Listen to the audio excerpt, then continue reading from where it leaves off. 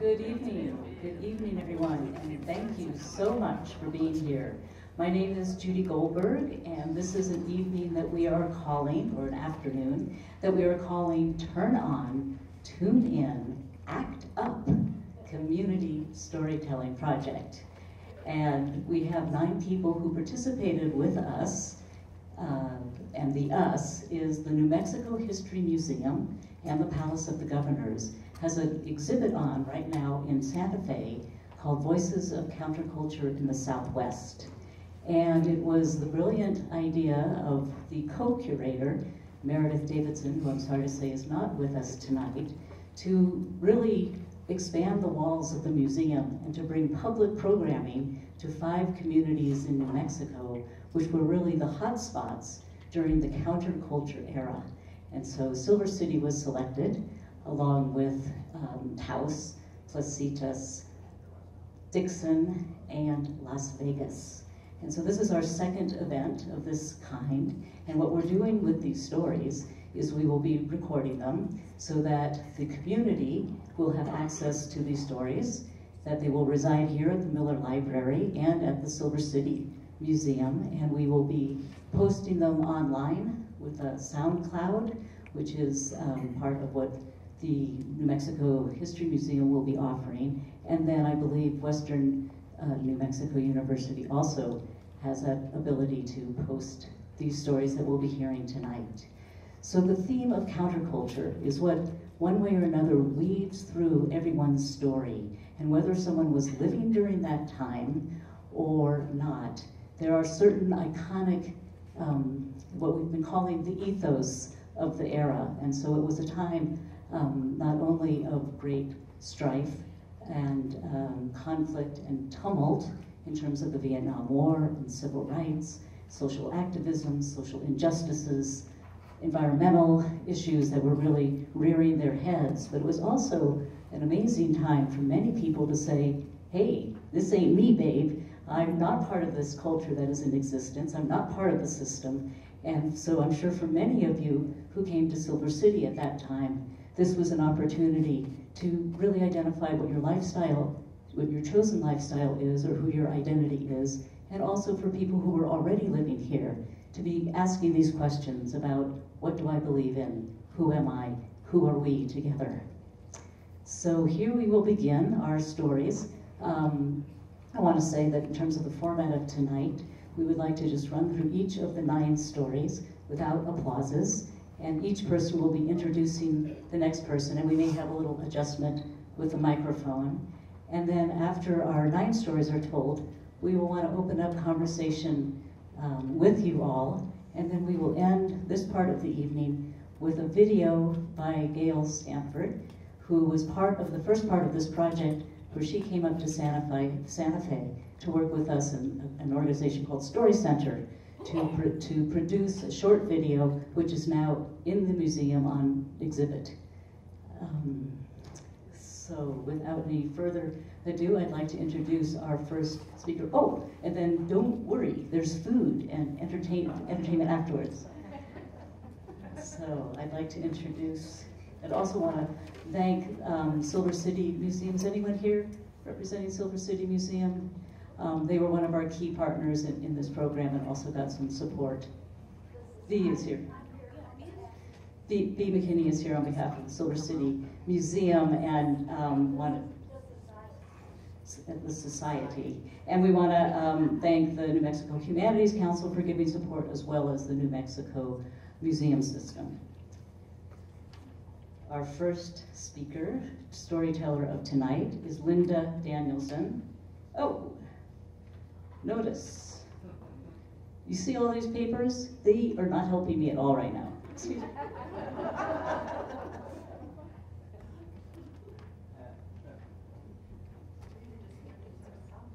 I could do that. Linda Danielson. Linda is one of 6 siblings, a mother of 3, and a grandmother of 2 grandsons. She completed her master's degree in art education with an emphasis on art therapy at University of New Mexico, Albuquerque in 1991. And she is a nationally registered art therapist. Linda arrived in Silver City. Take this in. A year ago, yesterday.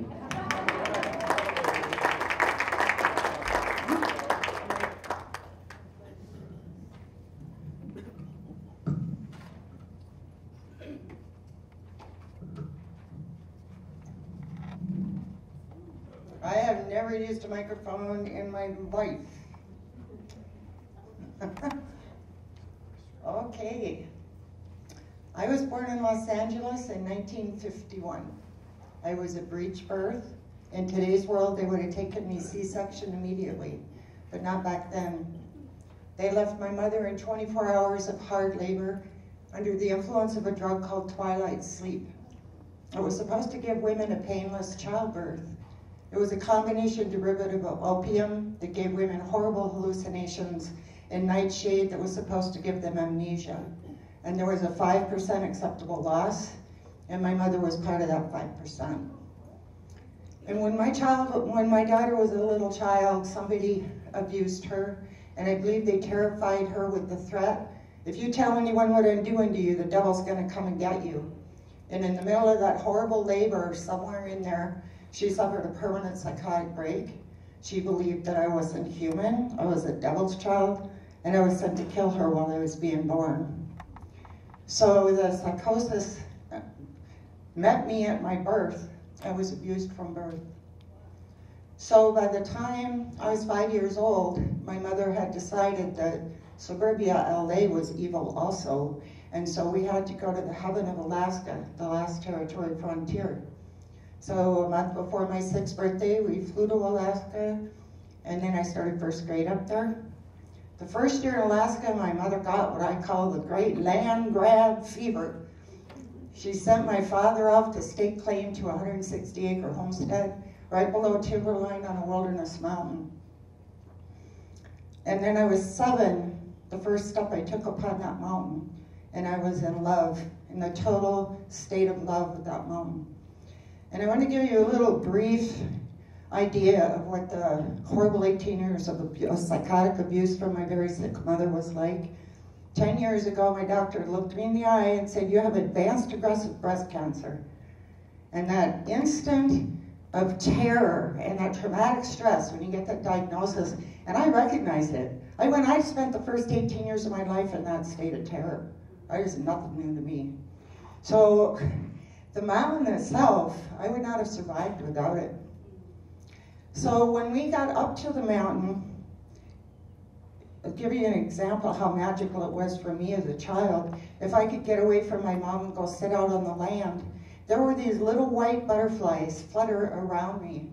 And they each had a different color paint around there, like somebody took a watercolor set and painted the edge of their wings. So some would be yellow, some purple, some blue, some green. Well, I understand now those butterflies don't exist in this ordinary world. They exist in the world of the angels. And they came and comforted me on that mountain. And then I realized that if God was going to take us to the Alaska wilderness, he didn't choose just any old valley to drop us in. He put us on a mountain where across the valley, the mountain over there had a gigantic stone and snow angel on it. Anytime I could get away from my mom and go out to the outhouse, I'd just stand there and gaze at that angel. And that to me is the state of love that's in the wilderness.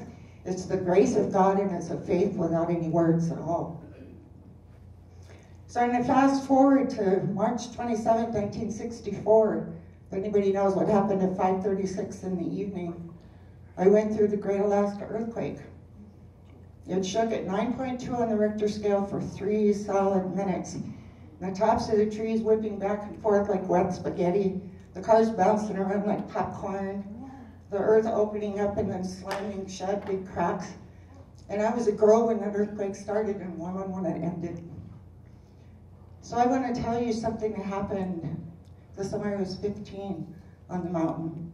And my mother had taken my sisters into Anchorage to do errands, and laundry should be gone for hours. And we had no electricity, no telephone, running water, no neighbors. So my dad had found a stainless steel kitchen sink and built a platform and a drain hole outdoors. And then he put it was right under a window that looked straight out in the wilderness in the back of the valley. So I was standing there at 15 doing the dishes. I had the washcloth. How am I going to do this if I have to stand in front of the mic? A washcloth in my hand. And I got this really clear, strong inner guidance in my heart, so I followed it. I put the dish rag down, and I walked out of the house, up the steep hill, and I was guided to build shelter out of spruce boughs, and then to sit on the earth, so I did. And at 15, I hadn't ever had any exposure to drugs, no exposure to Native American traditions. I just sat down on the earth, and I disappeared to my body, and I was inside the mountain itself. And I felt with that existing without movement, that force of being. And when I think back on it, it was like being inside a giant hug. And then my consciousness returned, and the next thing, I was inside a little blade of grass, brilliant green. And for the first time in my life, I felt what it was like to not be alone, like if each one of you was a green blade of grass just swaying in the breeze. And then my consciousness came back. And then the next thing that's very hard to do standing still is that I woke up in the body of a wolf. And the memory is as clear as getting out of my chair and coming up here. I have a big black nose out here, and I am running. I am running so fast, my fur is like smashed down across my face, all the way down my neck, and all the way down the back of my body. And I'm running low to the ground, and my tail is straight out behind me. And it's hard to imagine what that feeling of power and of freedom and of joy felt like. And then poof, my darn consciousness came back. Then I disappeared briefly into a mist. It ended up in the wilderness on the bottom of the valley floor. And I was naked, a full-grown woman, alone in the wilderness, singing this incredible song. And the people way in the other part of the valley, the civilized people, could hear this song. Who's singing that song? What is that melody? Well, eventually, first one man came back far enough in the valley through the foliage of the woods, I could see his eyes. And then another man came, and through the foliage, I could see his eyes. And then poof, I was back in my body in the little lean-to, and I got up and walked down the hill, into the house, to the kitchen sink, and picked up my dishcloth and went on with the rest of my life. And I never told anybody about this experience until I was 32. And that woman said, oh, that was a vision. I went, oh. And now I know it was about leading me to the Baha'i faith personally, and to Baha'u'llah, whose Arabic name means the glory of God, but that's another story. Thank you very much.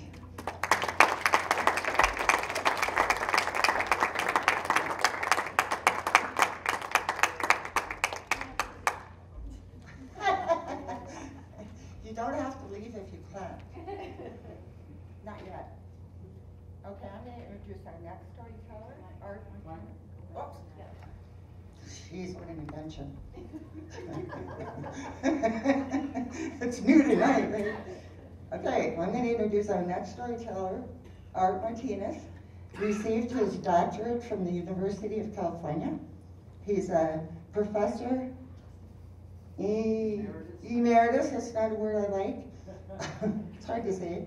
Of political science, having retired from nearly 30 years of classroom teaching, research efforts, and very successful publication efforts.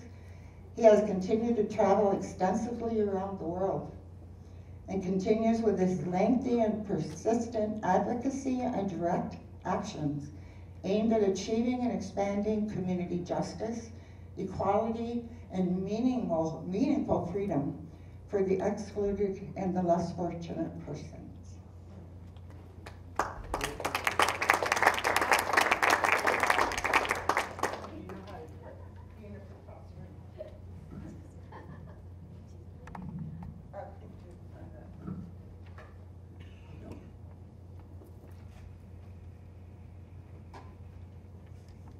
I joined 10 other students at Denver University. The campus ministry had recruited us, and we volunteered to leave on an 1,800-mile trip to Atlanta University. That is to say, to the city of Atlanta, to a complex of universities, historic, traditional, African-American colleges. And the 11 of us, a mixed group, one Chicano,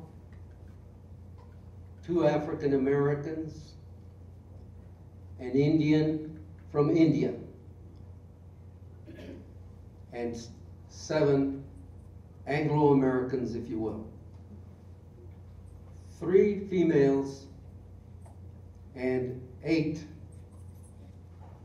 who were males. We arrived in Atlanta, and Morehouse College had been so very kind to send 2 students, interns, who would be with us throughout our stay at Morehouse College in Atlanta, Georgia. I'm going to have you be with us now to a very indelible remembrance for us while we were there, and that I'm going to bring to you first. The sun was setting, and after being with the members of SNCC and also with the ministers from their organization and done many things, they said, well, this evening we would like for everyone to gather over to a meeting room with us. We want all of you to be with us, and we will have students and faculty and others. We entered the room. The sun was going down. It was getting dark. They gave each one of us a candle. And they lighted those candles for us. And we heard a prayer. And someone said, let's begin. And all of us held hands for a moment. As we set the candles down, we held hands and we began to sway to "We Shall Overcome." And there I was with a white person and a black person, maybe 35 individuals in the room. In fact, and not from a book or not hearing it somewhere or seeing it on the television, but there with all of these fantastic individual activists in the civil rights movement of the United States. And I was moved very deeply. It's an impression indelibly on my heart, on and in my soul. And I thank those who brought me up the way they did, my parents and others who had taught me to stand up, be there, take part. And we've heard that, and I agree that we should. And so that the idea was be there, learn it, and then do some acting up during your lifetime. And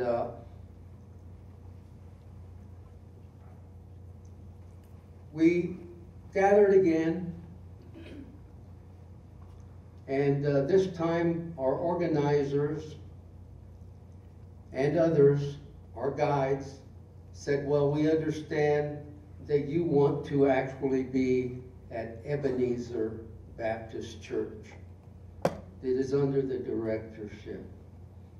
of Dr. Martin Luther King Sr., who has been there for a couple of decades or more. And maybe we will be able, they think so, maybe we will be able to stand with them and be again in person together. Because everyone has come to know about the civil rights movement in the United States and all the personalities and the iconic individuals.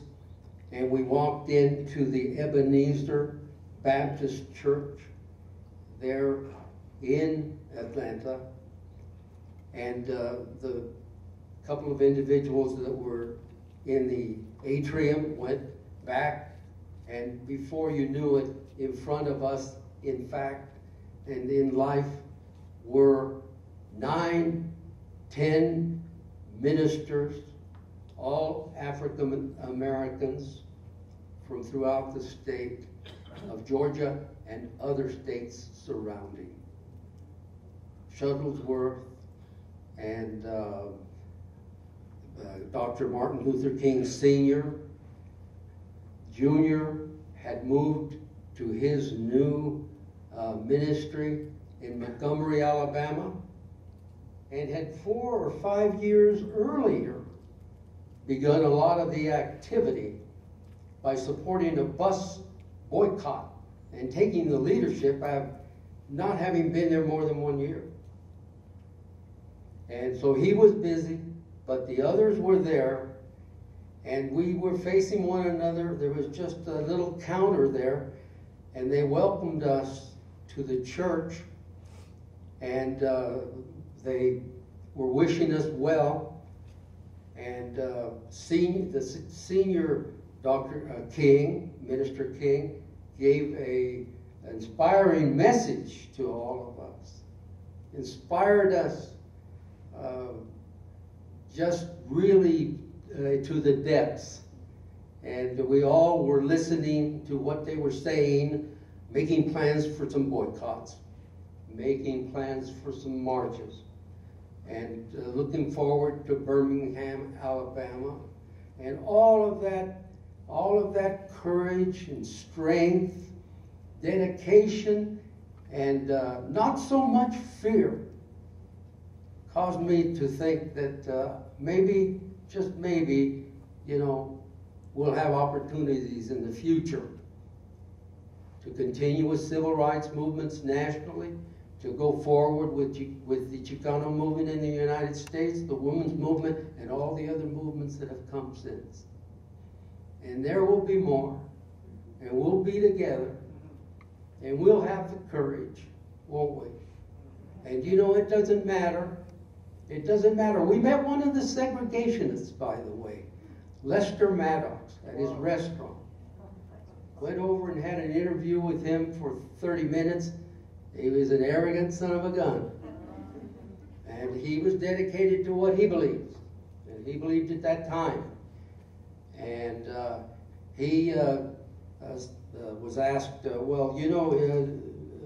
Mr. Maddox, is that one of the pickaxe handles you've been selling to everyone you can? He said, you bet, and we've been using it.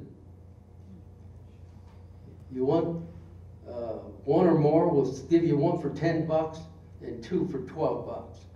And we're in this to the end also, as you folks might be so dedicated. We don't want to go on for too long. So then we asked, is it possible for us to go into the dining room and have our meal now? And the answer was, no, not in this mixed group. You're not going into that room. But we had 2 African American students, and the one who was there that day, that is to say, before we went over there that day, had come to us and said, I think it best that I not be with you. Maybe I might provoke something negative, and that would not be good for all of us. But what Mr. Maddox had on his mind was that Vishwanasan from India was as dark as Africans. And as things would happen, we would not go in there. We would not compromise the principles that so many of us believe in. We let it.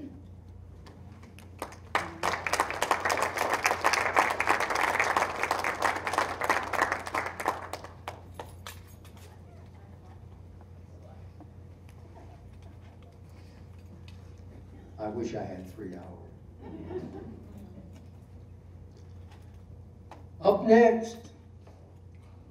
next, right here, my good friend now.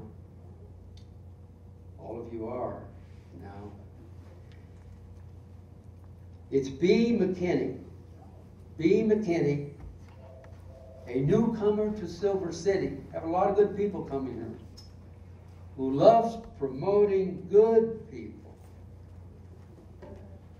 doing good things for our communities.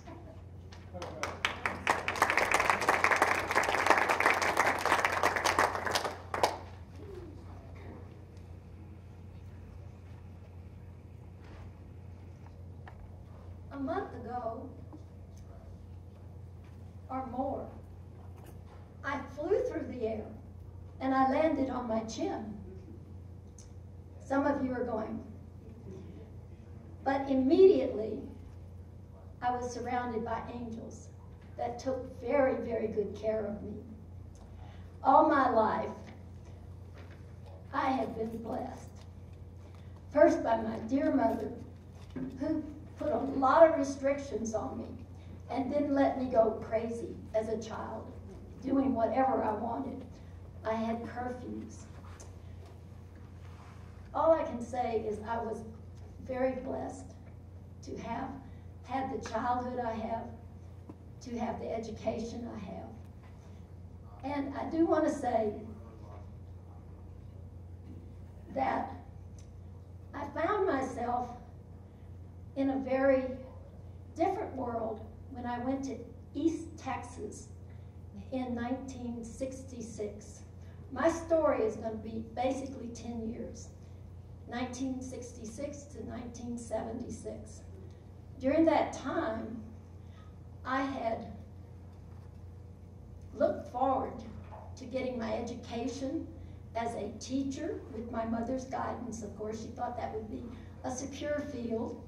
And so I became an art teacher. While I was going to school in East Texas in the last semester, there were people there protesting. I never became involved in any of it, but I noticed that in Huntsville, Texas, there still were white and colored water fountains. But again, it didn't impact my life. As soon as I graduated, I moved as quickly as I could. I had to spend a little time at home that summer, and I still had a curfew. But as quickly as I could, I moved to my first job. And I spent the next 20 years of my life in Corpus Christi, Texas. Well, when I got to Corpus Christi, I got me a couple of us got rooms in a house, and I went to my first school, and it was a red brick building, 1 story, and there were very, very few, if any, white students there. And I remember in a conversation with the teacher, I said, "Do you remember, or you know that," and I used the N-word. I know. This was 1966, the fall. I'd never heard anything wrong about using that word. And I want to say that she said, "You don't say that." And I said, "You don't?" So anyway, that was a moment of learning and enlightenment. Never used it again. And I've grown to appreciate cultural diversity. My children in those classes were 7th, 8th, and 9th graders. And I cannot believe, I looked in my closet not long ago, and that picture right there, that War and Peace, that was one of my student projects back in the 60s. I still can't believe I kept that. And I've moved many places, but I packed it along with me. Now, going back to my first school, I want to illustrate a problem. Corpus Christi had paid attention to the Brown versus education. They had closed a black school, and it was across the freeway from our school. Our school was very, very cold in the winter. It had steam heat that didn't work. It had no air conditioning, which a lot of schools didn't have air conditioning back then. So we were sweaty in the summer, cold in the winter. And for those of you that lived in climates that have a lot of humidity, there were a lot of roaches. And the roaches, you know, you get used to them. But I do want to say, in our particular case, I would get really upset because I would come in the morning after the students had done these beautiful watercolors. And guess what? The roaches had found the watercolor very tasty, and they would have nibbled on the pictures. We also did paper mache projects. And there was something about that paste in paper mache that the roaches just loved. So, all I can say is after 2 years in that school, it was condemned and closed. But then guess what? We got to move across the freeway into the area called the projects. And I didn't have a problem with it. The school that had been the black school was renovated, air conditioned, didn't have as many roaches that I remember. And all I can say, life was better for me. Now, the students, though, that lived on the other side of the freeway where that other school, they had to walk across into the black neighborhood. And there were people on the street, not in school, they just hung out to get money. So a lot of my students would come to school bloody. And all I can say is that was a condition that they had to live with if they had to walk. I do want to back up just a minute. I was 21 in 66. And I want to say that in 67 I got married.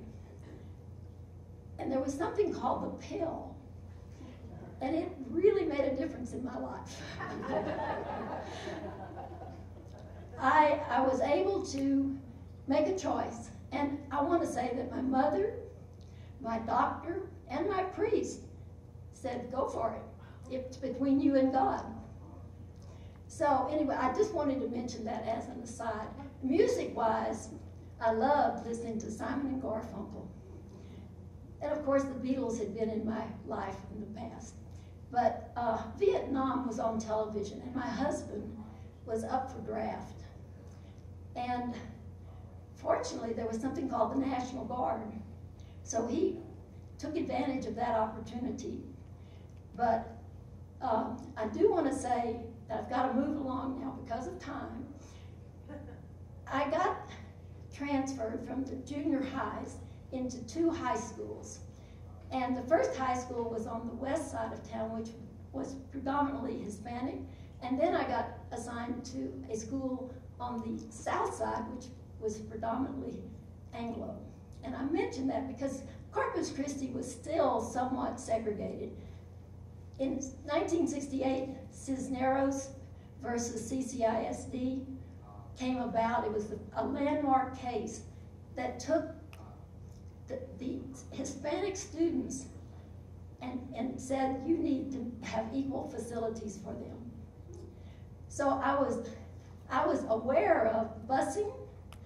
Didn't impact my life again. And there's so much more I can tell. But because I promote good people doing good things, I've got to say 2 things because time is running out. I went to Texas A&I in Kingsville, and I had the pleasure of being a student, an art student, getting my master's, along with 2 really very famous now artists. One is Amado Pena. His work in 1971 is on display here. And then there's some books by Carmen Lomas Garza. I had to mention them. God bless. And all I can say is, angels are everywhere in this room, and everywhere we travel, we have to be grateful for the good people in our life. Anyway, thank you so much.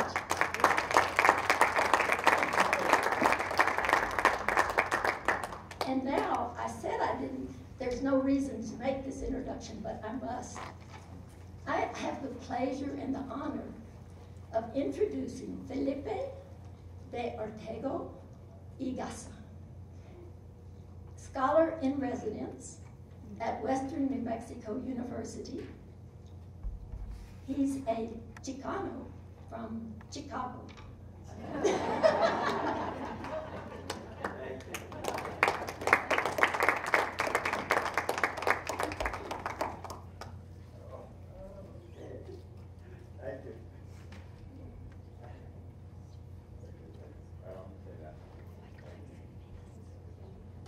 Those angels are all around us.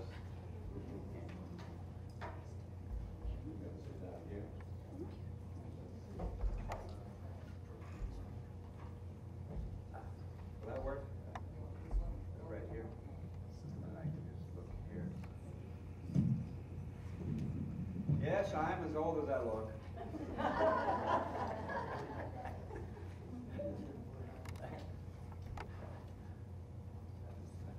And I am a Chicano from Chicago, but I grew up in San Antonio, though I was born in Illinois, but not in a log cabin. I was born in a manger. I wish I could say that was original. That was LBJ.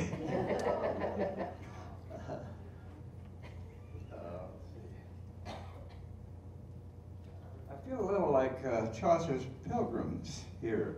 With the 9 of us, there were more than 9 in Chaucer's Canterbury Tales. And that's an important work in my life, as I'll mention here. The through line of my presentation tonight is the unexpected reveals treasures we're unaware of. The unexpected. Life can be like Pandora's box, actually. Indeed, inside can be unexpected treasures if we're curious enough to open it.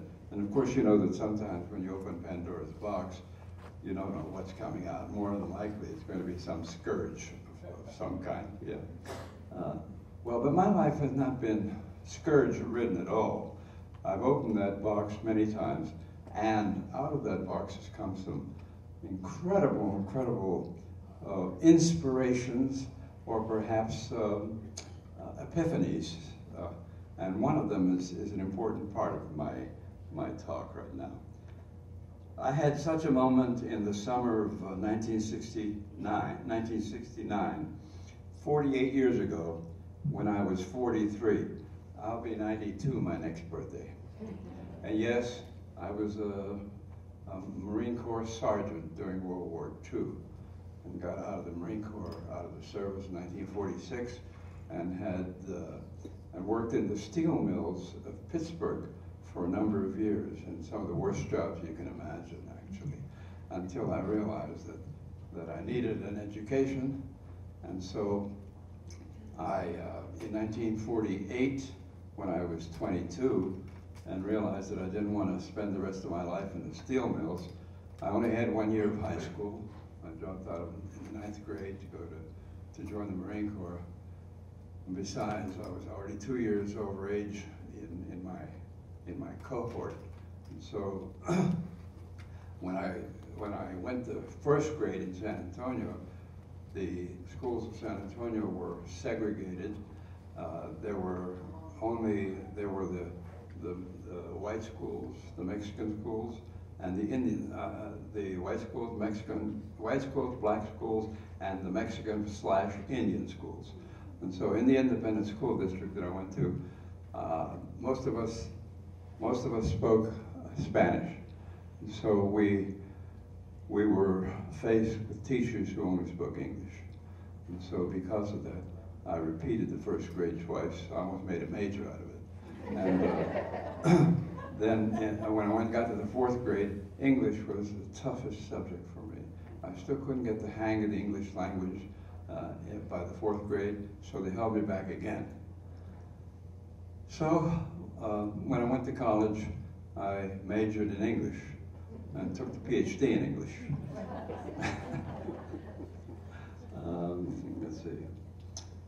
3 years earlier, in 1966, when I was 40, I had been accepted as a PhD student at the University of New Mexico, and with intent of completing a dissertation on Chaucer. I had written a master's thesis on Hamlet, so I became enamored of English literature. Yeah. Let's see. By 1969, I had completed the PhD coursework in English and had passed my comprehensive exam for the PhD.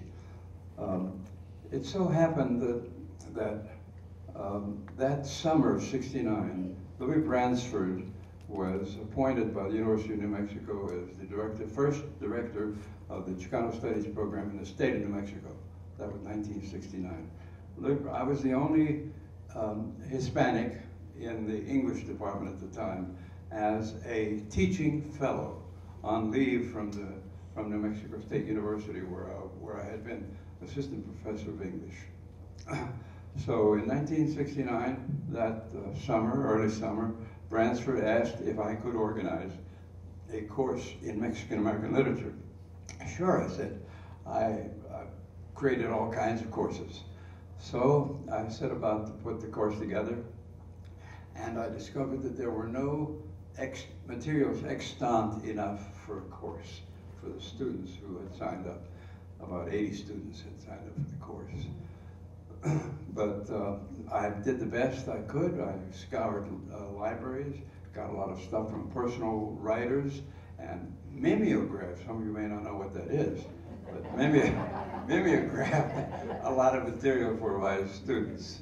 Well, we got through that course, but I tell you what, it altered my life, because in January I went to the chair of the Department of English, Joe Zavadil, and I said, Joe, I want to change my dissertation topic.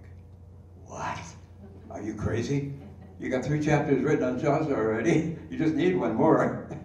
Well, he relented, and I set about then to change my dissertation topic. I had to find 3 new people who were going to be my committee. One of those members lives here in Silver City, the chair of that committee. He was much younger than me. I've always been the oldest in any group. Am I the oldest here? Anyway, forgive me for a moment. I'm having a senior moment. Let's see where I'm at. Okay. Louis Bransford wanted me to create that course in Mexican American literature. Chicano, the word Chicano was on the back burner. It was not an au courant term at the time. But so I would have completed my Chaucer dissertation in by May of '70, and I would have gotten the PhD then. But changing my dissertation topic, I didn't get the PhD until May of 1971, a year later. What I did then, as my contribution to the counterculture, was to write a dissertation on backgrounds of Mexican American literature, the first study in the field. No one had ever stopped to think about these 300 million people that, no, not 300 million, 3 million people that had come with the territory of the Mexican cession, yeah. But they had an extensive literature from 1848 to 1969, 1970. And so I feel gratified that I wrote the first study in the field that gave us a literary history of Mexican American writers. Yeah. Out of that came then an essay that I did called The Chicano Renaissance, which no academic journal would publish. It was finally published by Social Casework in May of 1971 in New York City. It has become a keystone article in the study of Mexican American and Chicano literature. One of my books, the first anthology, critical anthology of Mexican American literature is on the table over there that I did for Simon & Schuster. And by way of my life was changed considerably, and that was my contribution to the counterculture.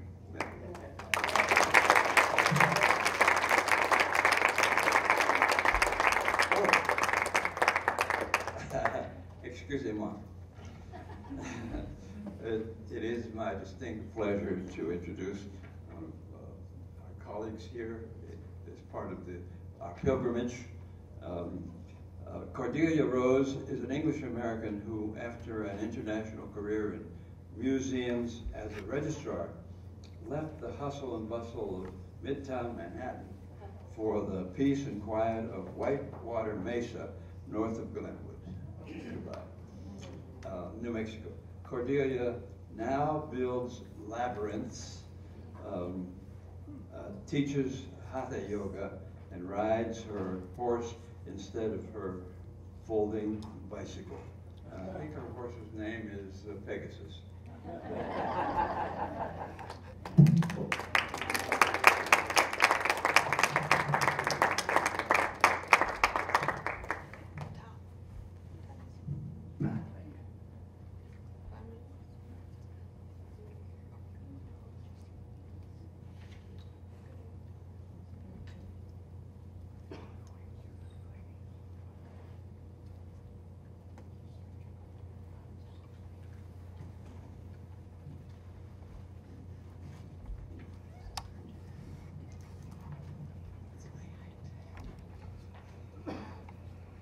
Good evening. I almost feel like saying, are you sitting comfortably? Then I'll begin. I started my life in England. The first time I didn't feel like a square peg in a round hole. I was a child sitting snuggled into an armchair with my artist, naughty Uncle Michael, and we were drawing pictures together. He looked down at my picture and said, you can use any color you like. You don't have to stay in the middle of the page. You can draw all over the page and outside the edges. And then he looked at me and said, you don't have to do what's expected of you. And that set me free. So I left my very proper English boarding school, age 16, and in 1960, well, I refused to learn to be a secretary. That was the first time I kicked over the traces. And then I went in 1960 to live in London and work in a fashion house.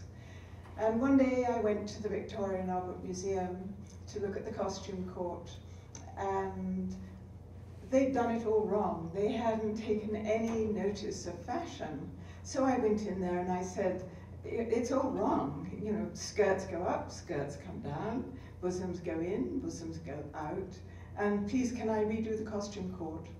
And they, in fact, hired me to assist the keeper of textiles, who was making a new costume court.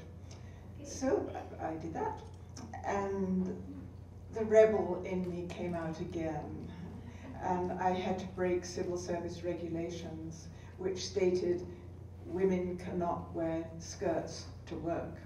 So that meant kneeling on the floor, dressing the mannequins. I laddered my stockings every day. So I billed the museum for a new pair of stockings every single day. And finally, they let me wear trousers like the men. So that was an accomplishment. And then, in 1969, I met Mike Rose, academic and a free thinker, who encouraged me to be me. So I dropped everything and went with him to Kenya. And thank you, Uncle Mike, for telling me you do not have to do what's expected of you. This became my mantra. So I camped all over Kenya, collecting the material culture of the different tribes, for the National Museums of Kenya. And I learned to speak Swahili from my staff so that I could talk to people in their own language and hear all of their stories. And then the first time I lived off the grid was in a mud hut in the Great Rift Valley of Kenya. My husband, Mike, oh, I forgot to tell you about the Waheris. In Nairobi, while working at the museum, I met American hippies. They'd come from America to escape everything. I met Peace Corps volunteers, I met people resisting Vietnam, and I met surfers with their 2 boards and a toothbrush. They were riding the wave around the world. And I was inspired by and empathized with their activism and their other ways of life. So I lived in a mud hut in the Great Rift Valley of Kenya, and my husband, Mike, being a primatologist, watched monkeys for a year. I joyfully rode horses through the bush, free. And then in 1975, we packed up all our few possessions. I just had one box called Cordelia's Few Possessions. I still have it as a reminder.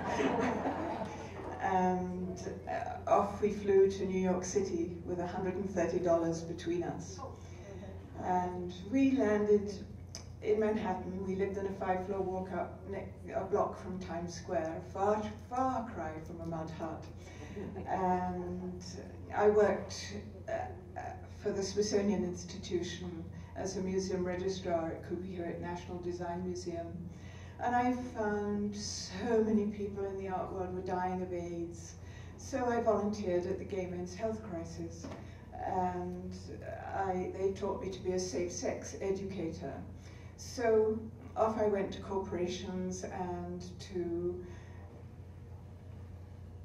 museums and all over the place, wherever I was needed to teach safe sex. I had a rather large, very purple Times Square dildo in my satchel. And one day as I was leaving Cooper Museum, the guard looked in my satchel to make sure I hadn't stolen any museum objects, and he said, "Mrs. Rose, if that thing in your satchel has a museum number, I will have to take you to the chief of security." So that was that part. So an American friend of ours in Kenya told us that we had to go to the southwest corner of New Mexico if we ever went to America, because it's just like the Great Rift Valley. So we retired in 2000 and we left the canyons of Manhattan, noise and electricity, and came to the mountains, peace and quiet, and the Milky Way near Glenwood. And I still work as an activist. We managed to stop an airport being built adjacent to the Gila Wilderness, and we're cross fingers, we're stopping developers from mining water and shipping it out of state.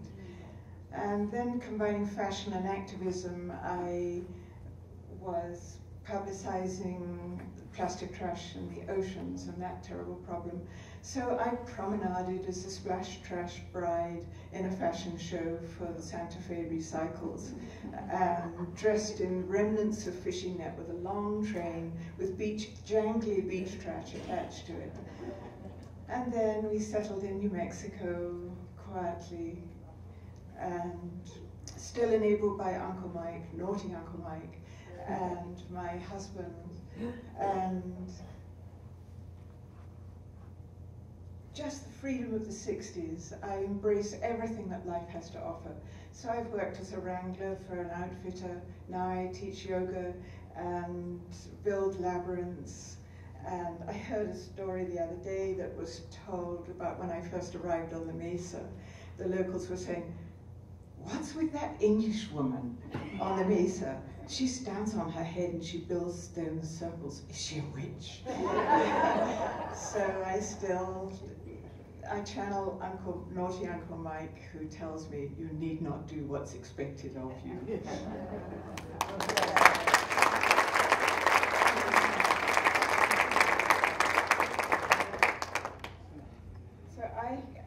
the great pleasure of introducing a new friend, Susan Golightly. She dropped out and went on the road in the early 60s, 1962 to be precise. At that time there were no hippies, no flower children, no war to protest. She describes herself as being part of the Beat generation. There was no sense of belonging to a big movement. Bands like Jefferson Airplane, Grateful Dead, Big Brother, The Doors, yet had to be formed. Instead, they explored the meaning of life. Why was society like it was? Where did the values come from? Can we create our own values, our own rules, and our own lifestyle? She says they tried, but was soon engulfed by the hippie movement. The beatniks went underground. They moved to the country where many went back to the land. Approximately 50 plus years later, Susan still sees herself as counterculture. She's still exploring the ways that humans can learn to live together. She has tried many lifestyles, but always comes back to the idea of living one's truth. Her truth, she says, is to walk in a spirit of peace, love, and harmony. She doesn't always succeed, but she keeps on trying, and here she is to tell you all that.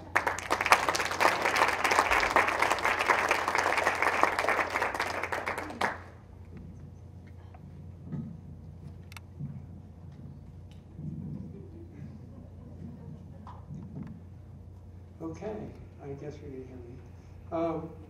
I'm going to do something a little different. I've had quite an extensive involvement in the counterculture for many, many years. I'm going to try to take a little slice of that, a little piece of like a window into that movement. And I'm going to do it by talking about a young person who I traveled with named Little Patty. And so I'm going to, and also I want to preface that I know we have romanticized that period. In some ways it could have been glorious, but some ways there was a lot of tragedy. I've seen a lot of crash and burn. I've seen a lot of things that weren't really nothing to write about. So anyway, I first met Little Patty. I just got back from New York, and I didn't fly. I hitchhiked, and I got back. I had no money. All this time that I'm talking about, I never had money. I didn't work. I don't know how I ate. I don't remember the clothes I wore. And I just traveled from commune to commune across the country. And I arrived back in San Francisco, and I found my commune. They had moved, and I didn't think I'd ever find them because there was no cell phones or anything. I didn't know where they went. The house that they were in was a big hole in the ground. But I found them on North Beach, where City Lights bookstore was, and there was coffee houses and jazz places, and a place where we all hung out. So in this commune on O'Farrell Street, Fillmore and O'Farrell, near the Panhandle and also near what was to become Haight-Ashbury. We were living there. There was a whole bunch of us in this house. It was really a house where we experimented with life. It was a house where clothes were extraordinarily optional. And it was a house that we just did what we felt like. So one day, about a week after Christmas, we saw all these Christmas trees on the street, and we started gathering them up. And we had a big room in the house that we filled with Christmas trees. And we called that our forest room. And we made little dens underneath the trees, and it was a place where I slept all the time in a little mattress under these trees. One day, this person came in the middle of the night and crawled in bed with me, and actually sort of curled up on my chest. And that was Little Patty, and that's how I met her. And she was a little waif of a person. We guessed her age at being 15. Nobody knew her. Nobody knew where she came from. She just appeared. And that was Little Patty, a little straight red hair and a tiny button nose, and had a funny sense of humor about life. So one day, there was 4 of us, Little Patty, a person named Dennis and Chris, and I decided to go to New York. And so back to New York we went, and we stood out on the highway and we hitchhiked. And Dennis was we made it to Stockton, and Dennis was the one who showed us how to catch a freight train. And so we were hiding behind the tracks because we didn't want the yard bulls to see us. And there was it was like a flatbed car. It really was a car carrier, but they were open in those days, not closed up like now. And this, so we waited there by it, and Dennis found out where the train was going. And so when the train got ready to move, there was a mattress that we threw up on it, and we all jumped and climbed up on it. And we sat on this mattress, and we went from Stockton, California, all the way to LA, sitting out in the open. And it was so much fun to go by all of these railroad gates that would go down, clang, clang, clang, and the cars would be waiting, and we'd wave at them, and we just had, it was a wonderful time. And then somehow from there, we ended up in Austin, Texas, and I actually have these blanks where I don't remember how we went from one place to another. These are my memories. And so in Austin, Texas, I got a job with some other people to help repaint somebody's living room. This really a kind of a straight couple. I think they were professors because the University of Texas was there, and we were painting away. Then pretty soon people came over. Then more people came over, and then the Hells Angels came over, and there was probably 20 or 30 people in the living room. And then pretty soon a gun went off, and it went through the ceiling. And next thing I remember is Dennis, Chris, and I, and little Patty were in the Austin County Jail. And it's not my first time. I had been thrown in jail many times for vagrancy. Long hair and a beard always does it, especially in the South. So anyway, I could sit up on the top bunk, and I could reach through the bars, and little Patty sat up on the top bunk in her cell and reached through the bars, and we could hold hands. And it sort of got us through that period, and then we got released, and I'm not sure how we did, and I don't even remember why we were in there. But when we got out of jail and we were hitchhiking to Chicago, little Patty quit talking, and she started just buzzing. She would just articulate like this and go biz biz biz biz biz biz biz biz, and even in the store she'd go biz biz biz to buy something, and then I started doing it, and so the two of us just were hitchhiking. It took us a couple of weeks to get to Chicago, and we just buzzed the whole time. And Dennis was a little kind of, it drove him crazy because Dennis couldn't get into it. Dennis was he was quite a mathematician. And actually, Dennis was the first person to write minimalist music, and he's credited with that. He's also credited with the Mars landings. So that's where Dennis was at, very in his head. And so anyway, Dennis couldn't get into it. But eventually we found a place in Chicago, in South Chicago, the only white apartment building in South Chicago. So there we were, and Dennis started buzzing. And so all three of us were buzzing now. And Dennis was somewhat well known because people kept coming by, but Dennis would answer the door and start leaping around, buzzing like crazy. And they would slam the door and run. And in this apartment, all there was, the only furniture was like a hospital gurney. And so we would take turns lying on it and pretending we were dead. And it was 2 weeks we were there. We went mad. I think we actually decided to enter into a state of madness. Like little Patty opened the refrigerator and just dumped everything out on the floor, and we just stood and looked at it, and then we buzzed. And we just let ourselves go as an experiment to see where we'd go. And then we made it to New York. The last I remember is in New York. Little Patty and I were living on the streets, surviving through survival sex. It was cold, it was winter. We found a place in the basement where these two guys, a person named Carl and a big guy with curly hair, and we serviced them to have a place to stay.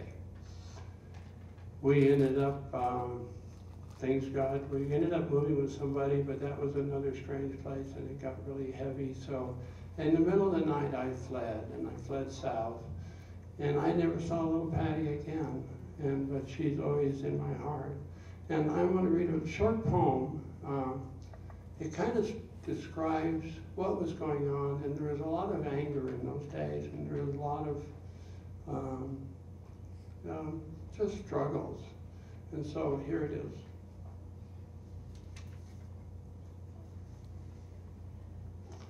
And it's about that time in my life, this is about. It says, hey, can I take your picture? I suppose it comes from the anger, deep, rolling, visceral anger. I spent time in the trenches. I lived such freedom that the other world and those that inhabit it feel like unattainable aliens. Bathing in the fountain in Washington Square, panhandling on Bleecker Street, giving blowjobs out of defiance. Hey, can I take your picture? You got any spare change? Skin popping at St. Mark's Place, seeing the hard-ons grow with a smack. I flee into the night, cars, noise, trucks, noise. Garden State Parkway south. My thumb in the nighttime snow, survival is south. Do you want a picture now?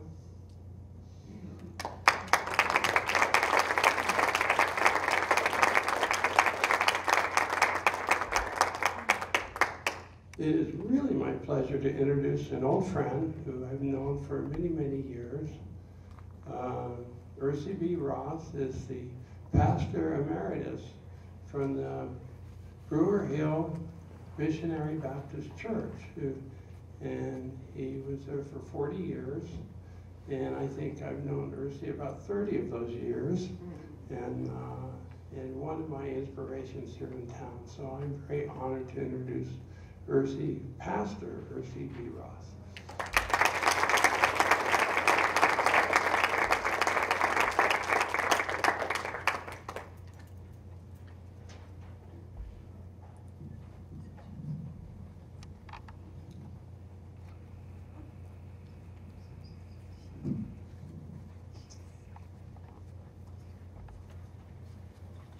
(1969). Yours truly was 22 years old. I graduated from high school in 1965. Spent 4 years at Southern University in Baton Rouge, Louisiana. I worked on the plantation, did sit-ins, marched with Dr. King, got a chance to get up close and personal with Miss Rosie Parks. Had a real nice time during that time. But now, 22 years old, and what am I going to do? At one time, I wanted to join the Black Panthers, and that was like a death wish, because my mom said, if you do, if they don't kill you, I will. So I was at a crossroad at 22 years old. So one night I was just reminiscing of all the things I've gone through, and I received this divine aspiration. It said, you're gonna preach my gospel. I said, yeah, right. And I pondered that in my heart. I didn't tell anybody. So a mother knows when something is going on with her child. So she said, boy, you go see your cousin. He wants to talk to you. I said, I don't know what he wants to talk to me about. And he and I had marched in different marches and stuff, and I thought, well, maybe he wanted to march, but I didn't want to march anymore. You know, the Civil Rights Bill had been signed, and everything was all right. So he came, I went there, and he told me, he said, look, I want to give you a parable, because you don't know what's going on in your life, what you're going to do. I'm going to give you a parable. So he gave me a parable. And a parable is a heavenly story with, earthly story with a heavenly meaning. And he gave me the story, and I said, oh, okay, yeah, right, okay. But then I had other ideas. I left Shreveport, Louisiana, and went to Los Angeles, California, where I met Mr. Smirnoff and Mr. Boone's Farm apple wine. And I started a career of drinking wine and chasing girls. But I still had that parable very vivid in my mind. So I tried to cover it up with some of the exploits in my life. Started playing baseball, chasing girls. And mind this, I chased it, but I didn't catch any of them. I had trouble catching them, And then one night, I was laying in my bed there, and that parable became very vivid to me. I said, oh my goodness, what am I going to do? And then the freshman came to me and said, look, you're going to preach my gospel. I said, oh yeah, right. So then all of a sudden, next thing I know, I was professing my calling. I preached my first message. And then the drinking the wine and the smearing off kind of slowed down to a point where one of the girls I was chasing caught me. And she caught me, and I've been caught for the last 45 years. But I got into the ministry more deeply, started studying, received my ordination in the ministry. And then that parable became more vivid. I said, oh man. So I said, well, but I don't want to follow after the parable. So I left Los Angeles with my wife. I got married and moved to Albuquerque. And then it just became so vivid to me that I was supposed to preach the gospel, which I didn't mind. So I started studying. I received my ordination, started studying with the National Baptist Convention of America and the Progressive Baptist Convention of the State of New Mexico, where they thought I was a biblical genius, and I became the Bible teacher.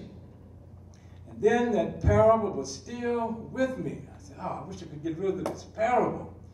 And then the folks in the convention said, well, look, you need to go pastor.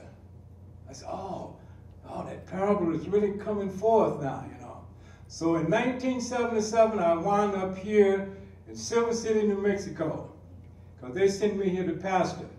And I thought I was coming to pastor a group of black folks. When I got here, there was only 5. I said, oh my goodness. But the parable was still with me.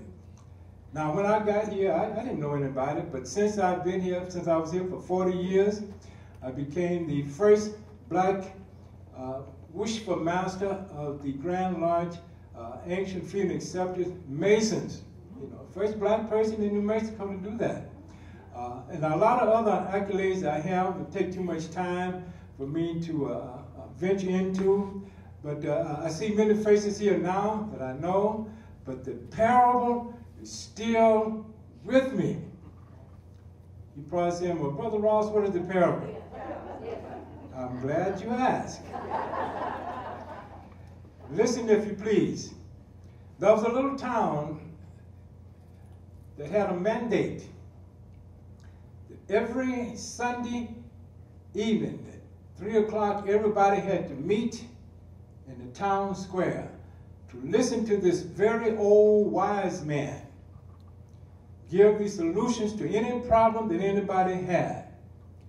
But that took away from the playtime of the teenage boys. So they said, well, we got to do something to put this old man to rest. Make him tell a lie. So they said, this is what we're going to do. We're going to go out and catch us a bird, a little small bird. And in that group, there was a big kid, they would call him Big Jake, had great big hands. They said, we're going to take this little bird and put him in Big Jake's hand. And we're going to walk up to this old man and ask him this question. Is this bird alive or is he dead in Big Jake's hand? If he said that he's alive, Big Jake's going to squeeze him real quick and open up, he'd be dead. If he said, well, he must be dead, but then he's going to open up and Big Jake's not going to squeeze him, going to be alive. So when it was their turn to walk up to the old man said, well, boys, what can I do for you? And they told him, sir, we know that you're all wise, you know the answer to everything, and you can tell, any problem that we have, you could give the answer to. He said, now we have a bird. Big Jake have a bird in his hand. Big Jake has a bird in his hand. You become the old man. And they said, now we want you to tell us, sir, if this bird is alive or is he dead? And here's Big Jake standing up there with this bird in his hand. And the old man said, well, boys, I don't know. They said, hey, we got him. Because he said, I don't know. He said, but I know this, that the destiny of that bird is in your hands. And that's the parable.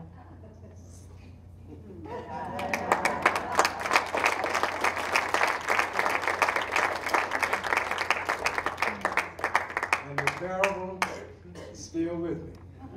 It's still with me. And oh, by the way, Big Jake opened up his hand and the little bird flew away.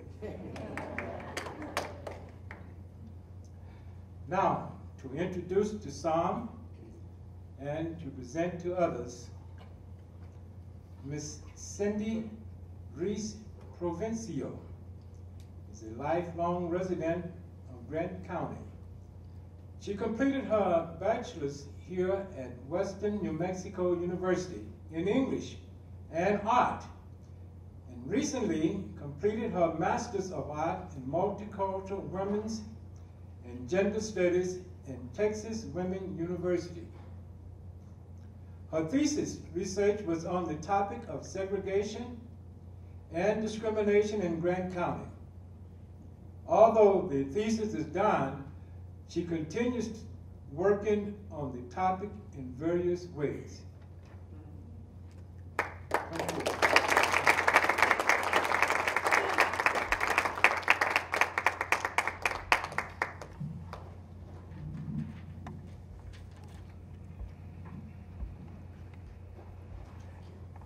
Actually, it's Cindy Renee.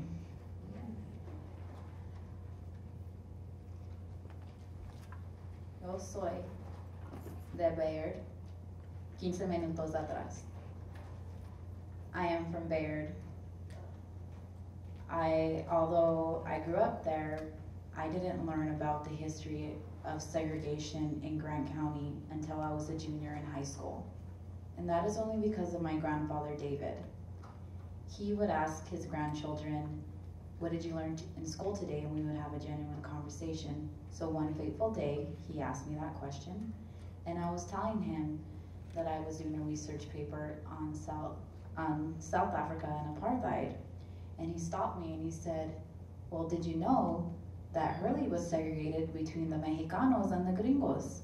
And of course, I had not learned that history in school, so that was a shocker to me. And that conversation truly sparked an undying topic, an undying interest in the topic. So my senior year, I did a research paper on segregation in Hurley, and I interviewed my grandparents for the majority of the information in the paper. And my grandpa spent part of his childhood in Hurley, North Hurley, and my grandma grew up in Bayard. And from my grandma's perspective, there was no segregation or discrimination in Bayard like there was in Hurley. But fast forward 10 years later, when I'm doing my thesis, an oral history project on the topic, two of the participants, Maria and Elena, went to Bayard Elementary and spent part of their childhood in Bayard. And their experiences were very different from my grandmother's. Elena was actually my grandmother's age, the same grade. And Maria was a later generation. She was going to school at Bayard Elementary in 1964 is when she started first grade. And she started first grade not knowing any English. And her first grade teacher would punish the students who spoke Spanish that day by lining them up at the back of the room, getting a blue bar of soap from her closet, and with a paring knife, shaving off a piece, and with her body language, asking them to stick out their tongue to receive the soap. And so the children were given the soap to eat as punishment for speaking Spanish for the day, during the day. And so Maria learned English under these circumstances in the first grade with this type of punishment for speaking Spanish. Elena also experienced emotional and physical abuse for speaking Spanish in school, as did one of the other participants, Gilbert, who went to the silver schools. But what is interesting about Elena's story is a story involving her little brother. Elena and her little brother were in the same class one year because Elena got held back. And her little brother was actually the teacher's pet. He was very favored by her, and he could speak all the Spanish he wanted. He could help the other students with their work, no punishment. And I asked Elena, was your little brother light complected? And she said, oh yes, he was very fair. And you know, it dawned on me that that is why my grandmother's perspective was so different. Very light complected, as a number of people in my family. And so I realized that colorism happens in Grant County. And if, for those of you who don't know what that phenomenon is, it's when a non-white person with light skin experiences privilege and doesn't experience the full extent of racism, if at all. And so light skin privilege is like white privilege or male privilege. It's something you're born with. It's not something you earn. It's not something you should be ashamed of, but it's something that you should recognize because it's going to affect your perspective on the world and affect your life experiences. And so I had to reckon with that when I was doing this project. Something else I had to reckon with while doing this project was the way that I racially identify myself. It's all very confusing for the Hispanic community here, and Gilbert says best because he says, you know, we really don't know what to call ourselves because from person to person in our community, you know, it could be Chicano, Hispanic, Latino, Mexican American, Mexicano. It just depends on the person and their reasons for identifying that in that way. And for me, I have always identified as Hispanic because that's kind of the way I grew up filling out the forms, like, you know, whenever you're asked to identify your race. But even that was super confusing for me because according to these forms, I have an ethnicity but not a race, so I knew I needed to check Hispanic, but then when it asked for you to identify your race, you know, I don't fit into any of these boxes. But then because of this project, I had to dive into the history of our people, and so I learned, you know, going back all the way to Spanish colonization, to the Treaty of Guadalupe, to the present, that, you know, our people are basically mixed race, and we're gonna have a combination of white, Spaniard, Native American, African American, because the Spaniards bought African slaves. So we are a mixed race people. So I started checking white, Native American, and African American on these forms just to be corrected according to history. Because I found out that if you don't check anything, you're counted as white. And I also learned from some of my family that they didn't know what to check, so they check white even though they wouldn't identify that way in a social situation. And so it's a good way to erase a lot of people, those forms. And so that's the way I resist being erased, checking all those boxes that apply. And when you look at just my family and the way that we identify how it's changed from generation to generation, my great-grandma Jesusita, she identified as puro Mexicana, even though she didn't immigrate nor did her parents from Mexico. And I grew up my whole life until recently thinking that she didn't know any English. And my grandmother corrected this notion, and I asked her, I was like, well, why was she always speaking to us in Spanish? That's why I thought she didn't know any English. And she told me, well, she hated that you didn't know Spanish and wanted to teach you. And so that's why she was always speaking to you in Spanish, to help you learn. And, you know, I realized how resilient my great-grandmother was in resisting the pressure to assimilate. And because so many of us have lost the language because we weren't taught it to protect us from those experiences in school. And in honor of my great-grandmother, I have decided to also identify as puro mexicana.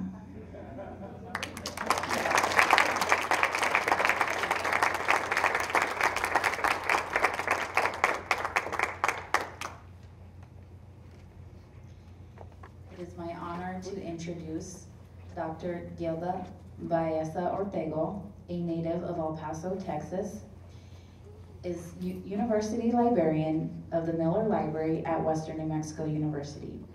She earned her BA degree in biology and a PhD in library and information studies at Texas Women's University, and a master's in library and information studies at the University of Texas at Austin. Because she loves reading, writing, and researching, she has authored numerous articles and book chapters on librarianship, women in academia, and Chicano studies. Her hobbies are traveling and doll collecting.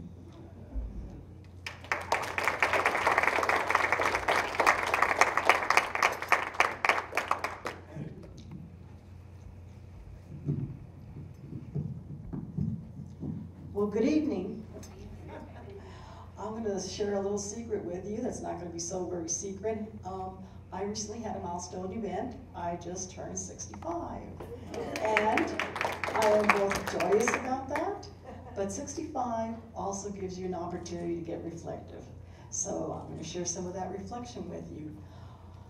I'm going to, as I turned 65, I didn't even think I would ever be in Silver City, here in this job.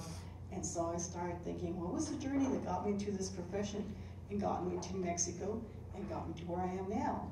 And I must say, it all started in high school. And I was in high school from 1966 to 1970, so you can imagine what that did to a young teenage girl. There were two forms of media, mass media, then that were very inspirational to everybody back then. There were only two sources, really, radio and television. And so I was an avid radio listener, and I was very influenced by songs. But I got to notice that there were different kinds of songs. Now I know that they were called protest songs. But at the time, it was like, this is different. This is not about love. This is not about, you know, romantic notions of teenager. And I'm going to share the lyrics with some of the songs. And because I'm 65, I can't cheat and use a cheat sheet, right? The first is from the Byrds. Pastor will recognize this. It's a biblical influence. It's to everything, turn, turn, turn. There is a season, turn, turn, turn, and a time for every purpose under heaven.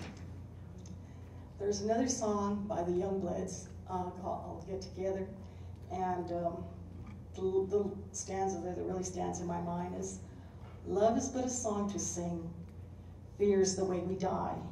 You can make the mountains sing, or you can make the angels cry. And finally, the last song, the last lyrics that influenced me was the Simon and Garfunkel song, Bridge Over Troubled Waters. And that, and the line there is, sail on, silver girl, sail on by.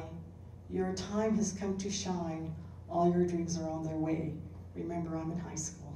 So those are, little did I know that those lyrics were going to stay with me for the remainder of my life. Excuse me. And as I reflect on my life, how is it that I became a librarian? How is it that I love these words? And that's part of the thing. I loved words, and I loved listening to them. I also like to watch television. I'm a news junkie now, I was a news junkie then.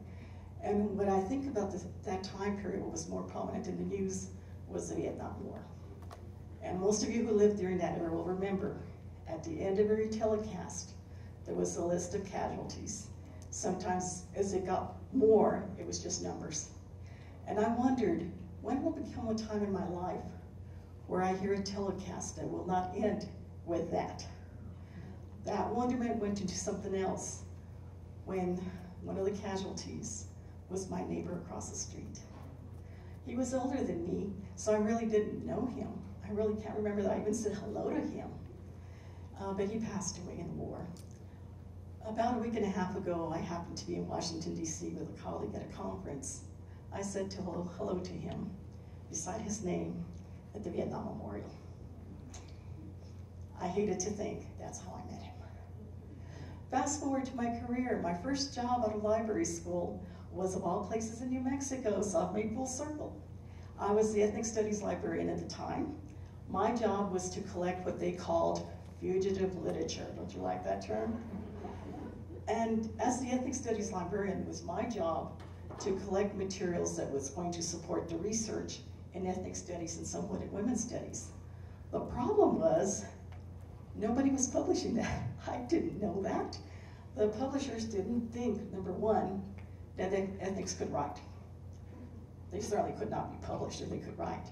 And secondly, if they did, there wasn't going to be a market for it, because if they can't write, they absolutely cannot read. So I found myself with quite a challenge. What am I going to do? So I had the wonderful experience during that time period to go to coffee shops, political rallies, poetry readings, go up to the original authors and ask them, can I have a copy of whatever it was? I would bring those to the library, this fugitive literature that didn't belong anywhere else. Now those pieces of fugitive literature are considered to be primary sources and are worth a bunch of money.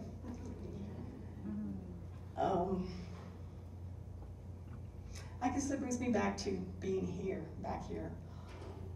Shortly before my 65th birthday, I was interviewing a group of people, applicants, and I was surprised because in some of the questions, the responses to the questions I was hearing my voice as I was back then. And I thought, whoa, when did this happen? How did this happen? And I realized it was a very profound moment for me. I realized that what just had happened was that indeed I had come full circle, but that I was ready to pass the torch on to someone else. And it was such a meaningful moment for me. And I thought, the lyrics back again, the lyrics of the songs. There's a time for every purpose under heaven. And sail on, silver girl. So that is my presentation, and I actually wore that 50 years ago as I was doing these things in New Mexico Albuquerque. And I'm glad you're probably glad that I went to do the time. Okay, we have concluded the storytelling, and so now we're going to turn our chairs around. And before we do that, I want to point out some things. These are books that were either published from the era of the 60s and the 70s. Two of them are from our readers, a book from Dr. Martinez, and Felipe pointed out his book right there. All of these books are available for checkout, by the way, as is anything else. And so now we'll turn the chairs, the storytellers will turn the chairs around. We're going to open this up for questions, comments, or flashbacks.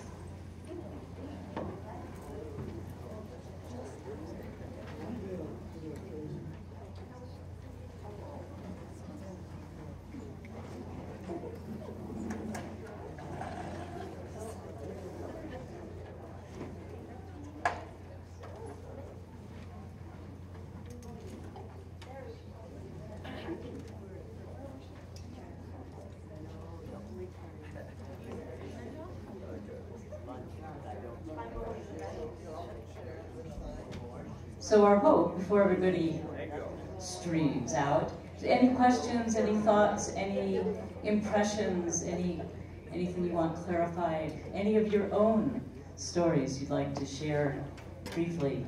Yes.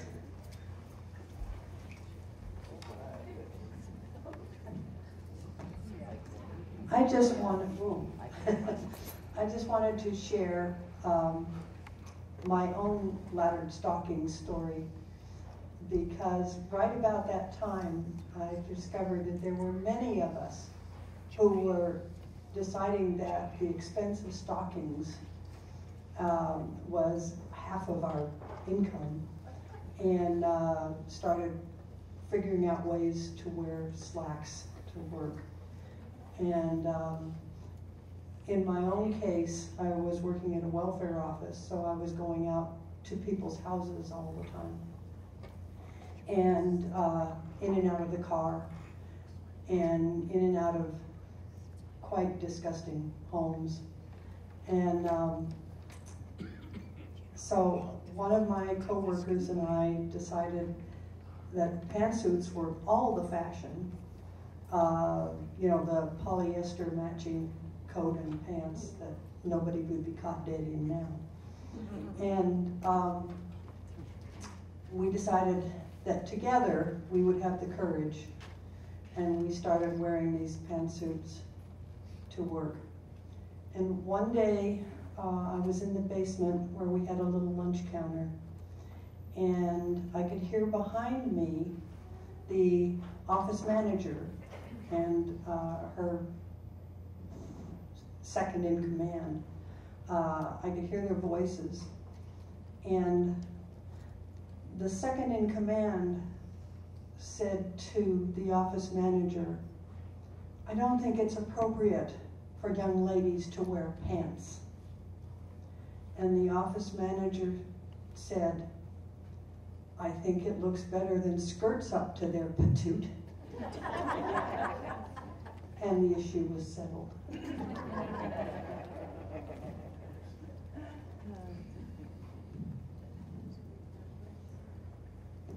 Anyone else? Thoughts, comments, your own flashbacks, as we're saying? Yes.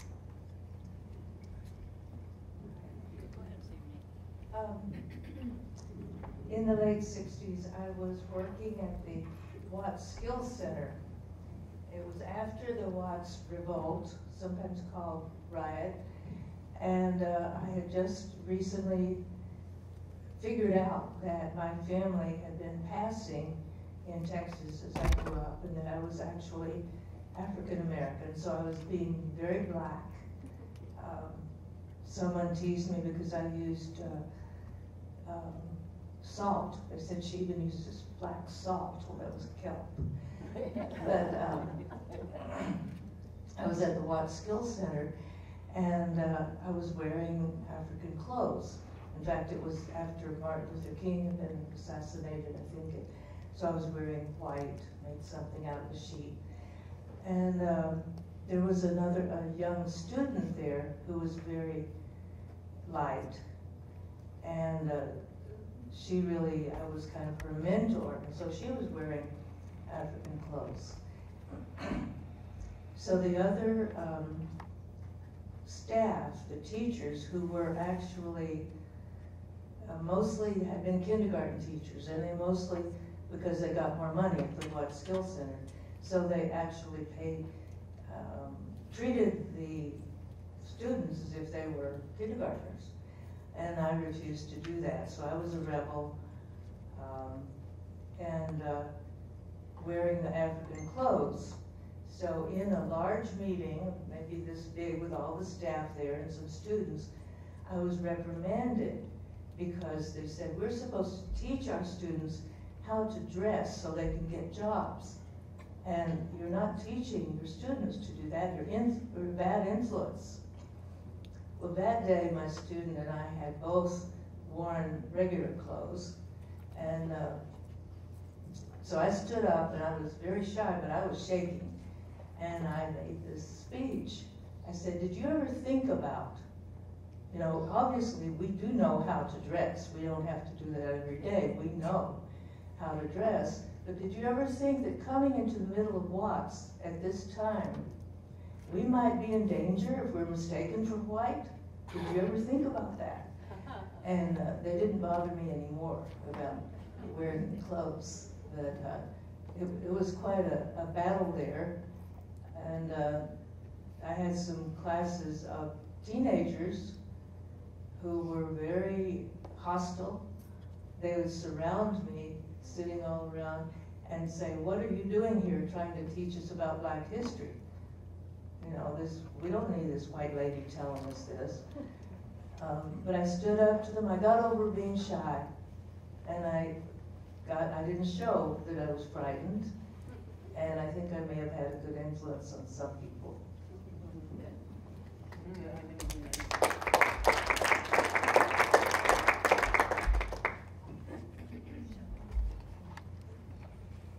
We'll just have one more. Thank you for volunteering.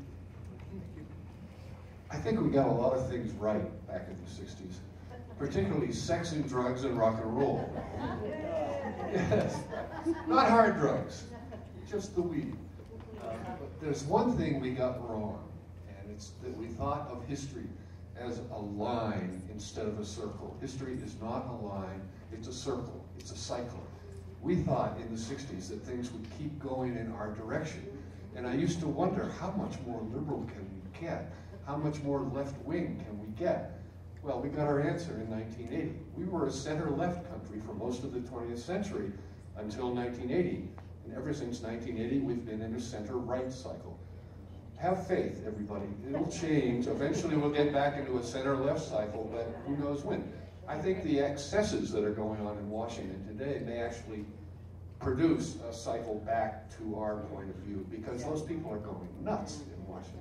And you know who I mean. I don't have to name any names here. But other than that, I think we got a lot of things right. Just our theory of history was wrong. Thank you very much. We have one more presentation. Hold on just a second. We're going to be showing the video of Gail Stanford. And you wanted to say one other thing? Thank you. I wanted to ask Cordelia if you've built labyrinths here in Silver City. Where are they? Any public access labyrinths here? There are two labyrinths at Bear Mountain. Thank you. There are two labyrinths at Bear Mountain Lodge. They're always very happy to have people walk them. There's one just as you drive into Bear Mountain Lodge. It's on the right. And then there's another one at the top of a hill by Big Tree. They've got a little map for you to get there. And where else have I built one? At the Waterworks building for the Clay Festival a few years ago, I built an adobe brick labyrinth at the Waterworks building. On the wall. That's right, that's right. Still there? No, there's a shadow of it there. And the town of Silver City reassures me that as they work on the building, which Nancy Gordon has done so much for, as they work on the building and the land, they will open it to the public in the end. I've been sort of saying, as a museum of water, perhaps? And maybe they will. And then they want me to rebuild the labyrinth permanently. But I built it out of adobe bricks, and it's just melted into the ground. I know where it is, and it's all soft and lovely, but it's hard to see. So, Thank you. Thank you. You know, I was kind of feeling rushed for time, and I left off the reason I was doing a eulogy for little Patty. The reason I never saw her again is because she jumped off a building in Greenwich Village. And that was very important because so many people did that. And so that was also part of the 60s. I think the gentleman spoke about history. If you ever want to know about what went on during the 60s, you're looking at some history when you see me. And all you do is just ask me some questions, and I can give you some stories about Rosetta Park, Dr. King, Julian Bond, myself. You know, I'm a part of that history. But it does go around, you know, it does go around. And I witnessed some of the when I got a dream speech, I have witnessed some of the dream coming true. Well, some of you have not, but I have. But I can see that history coming around. And the thing that's going on with the flag deal with the football players, not just history, but repeating itself. Well, I want to conclude tonight by saying that the reason why we feel this work is so important is exactly what you got to see demonstrated tonight, that people make history, that we are somewhat of a celebrity star enamored culture, and though we have can have wonderful leaders and have models, it's really everybody's story that matters. And the idea behind this work, and with the hope that it can continue, is not only in circles like this or finding one another in your kitchens, but is to consider documenting your stories, because I'm sure there are many people here in Silver City who have amazing histories that need to be told, need to be shared, and need to be recorded. So with that, thank you so very much for being here, and we have a nice swan song for going out. So we're going to see one more story captured in both sound, visual, and narrative by Gail Stanford.